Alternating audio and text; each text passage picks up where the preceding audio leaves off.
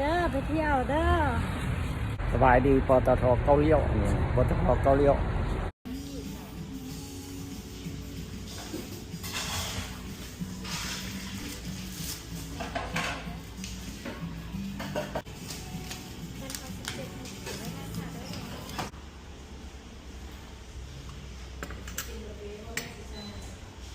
มาวะเจอว่าแม่ไปซะลูกจะยุ่งเงินยุ่งก็ยุ่งซะแม่กินเขาขนาดนี้กินเขาลูกไปขนาดมันบุรีมุกเจ้าโอ๊ตเจ้าบอลโดยที่แม่มาไล่แท้ๆแต่ผมมีเจ้าหูพวกมืออะไรเด็ดสี่ห้าวนะโอ้แม่นแท้เนาะเอาตัวนี้ไปเอาตัวนี้ไปกินสบายดีกินข้าวป่ะเหรอกินข้าวป่ะกินก็กินเบิ่งก่อนมีอย่างแดแบล็คคอฟฟี่ฮ้อน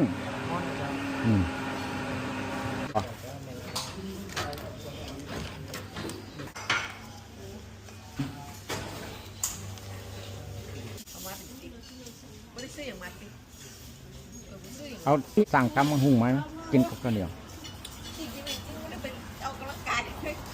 ตำมะฮุ่งมาก่อน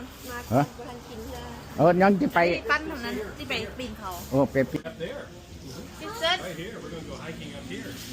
สบายดีโดยสบายดีหลายค่อยชื่อแก้วยินดีที่ได้หูจักค่อยก็ยินดีที่หูจักเจ้าหูจักเจ้ายินดีที่หูจักเจ้าnice to meet you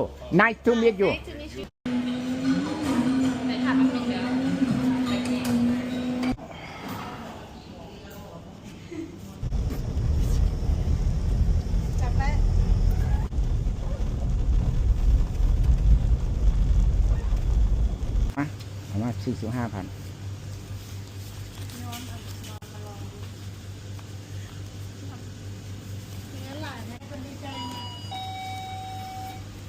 ไปหน้ามันเส้นบานนะลูกขาย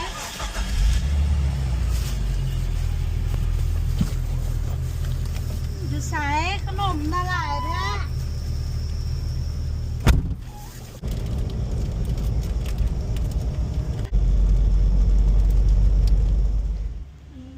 แค่ว้าวอยากหักแค่มาหน่อยนะว้าวน้ำมันมันซึมออกมาแต่ว่าค่อยไปแปลงแล้วเปลี่ยนใหม่แล้วล้างออกฮะทำไมนะครับแบล็คคอฟฟี่ฮอนกับคาปูชิโน่เย็นจะเป็นเจาะใหญ่เท่าไหร่แบล็คคอฟฟี่ฮอนกับคาปูชิโน่เย็น71,000โดย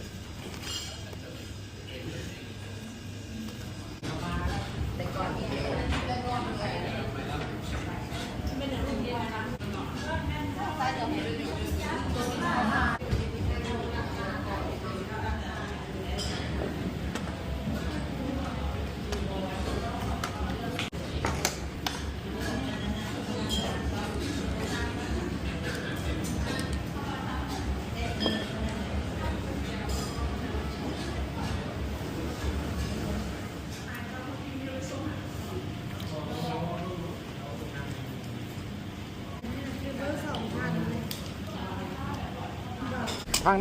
งหน้าว่าหันจะใส่หันทางหลังใส่ทางหลังจอดท่อแตกนี่วะท่อขาดบนแตกอันนี้ท่าบุเดียวขั้นบุ้งมันบ่ได้แหละได้ขั้นบ่ได้กับเปลี่ยนท่อใหม่ได้เทเหรอตัวเทิงก่อนเอาตัวเทิงก่อน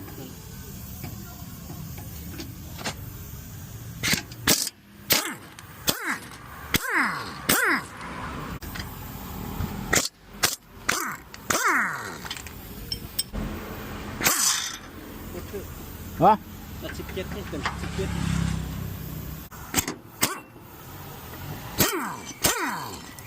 แล้วอันนี้โอเครถแถวรถติดก็เขามันตันรถเขาที่เขาเอารถออกเจ้าว่าเจ้าจะออกมามันต้นเล่นมาเขา ของแต่มาอยู่บ่มันบ่อยู่ไกลเลยวันนี้ผมก็เข้าใจ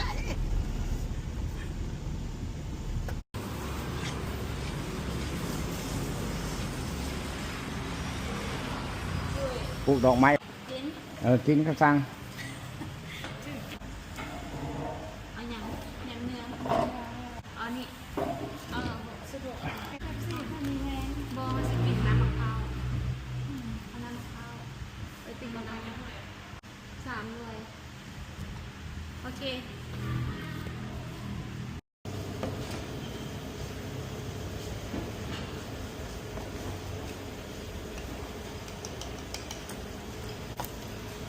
ขอบใจเด้อพระเจ้าคนเดียวเลยนะ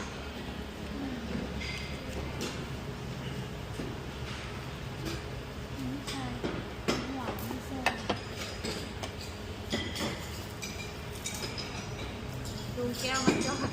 ปุ๊บมาเลย2 คัน แถวอ่ะ ทานแล้วแผลมา172นี่ ไม่ได้ส่งจงมา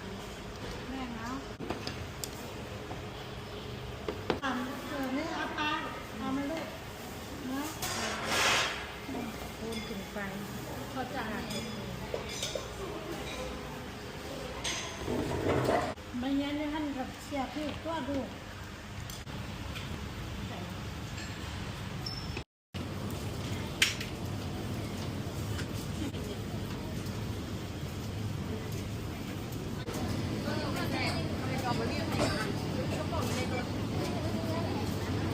ที่หอมกว่าได้ถ้าส่งให้ลูกค้าให้ลูกค้าให้แบบเกินให้จ่ายชาวพันธุ์เหลือ50,000ก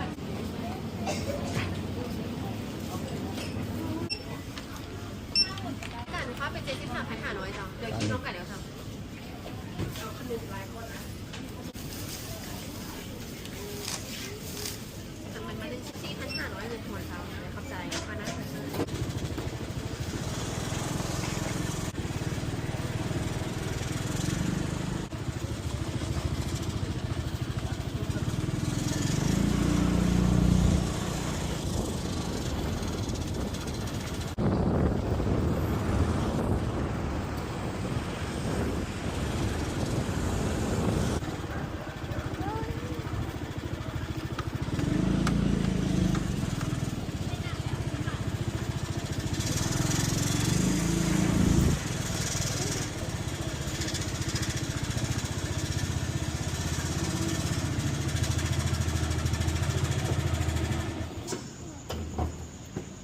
ลงเอง เอาขนมไปพร้อม